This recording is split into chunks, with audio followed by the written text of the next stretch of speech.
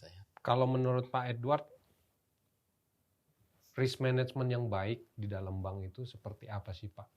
Jadi kita kalau orang dari luar melihat bank ini risknya baik, bank ini risknya baik juga atau kurang baik, itu menilainya dari mana? Apakah dari ukuran bank, semakin bank besar itu otomatis semakin baik, bank kecil itu kurang baik, atau jumlah orang, atau apa menurut Pak Edward? Ya. Pertanyaan yang relatif sederhana tapi sulit nih Pak Udi. Sederhana tapi paling mudah dalam menjawabnya mungkin secara konsep ya. Numbers speak itself ya. Numbers speak itself. Ya, jadi kalau kita mau melihat apakah pengelolaan atau suatu bank bagus, tentu kita akan melihat suatu number ya terhadap bagaimana performan dari suatu perusahaan ya, perusahaan tentu yang sifatnya long term. Karena kalau short term ini tentu hal yang agak bisa ditweak ya. Ditweak ya. Jadi kita lihat by number apakah perusahaan ini adalah perusahaan yang tadi hakikat dari bisnis itu menghadirkan bisnis yang tumbuh ya dan juga sustain ya. Nah ini kalau tumbuh aja kita pernah ngalamin dulu sebelum krisis, kebetulan saya analis kredit, ada salah satu mantan senior kita yang nyebut, wah nggak lama lagi kita ini krisis nih. Kenapa? Bank-bank di kita tumbuh gila-gilaan gitu. Ya, kredit dalam bentuk mata uang asing gila-gilaan gitu ya. Tentu performance jangka pendeknya sangat bagus, tapi dalam periode yang panjang tentu, dan itulah kenapa setelah itu banyak regulasi yang membuat menurut saya peran yang besar sehingga shape dari bank-bank di Indonesia sekarang secara umum sangat bagus. Mau kita compare ke negara-negara tetangga atau negara dunia lain juga kita lihat, kalau kita lihat misalnya ukuran dari pengelolaan bank ya, kita telah menerapkan Basel ya.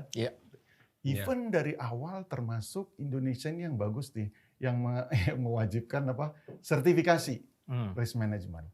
Ini hal yang bagus karena Pak itu tidak ditujukan hanya ke risk people kan, tetapi semua ya. Karena apa? Karena hakikat tadi bahwa bisnis bank is risk. Nah ini saya mau meng-connect tadi terkait dengan kompetensinya gitu ya. Dan pemahaman juga bahwa kompetensi risk ini tidak hanya dimiliki oleh risk person, tetapi juga bisnis.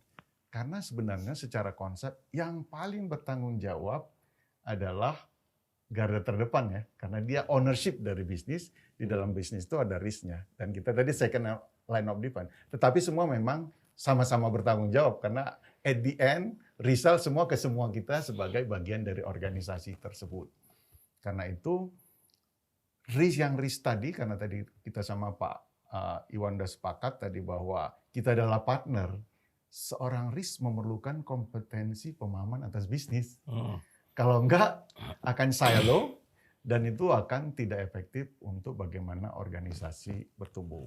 Betul. Satu konsep lagi adalah untuk pesan mungkin untuk risk people ataupun teman-teman adalah konsep continuous learning ya.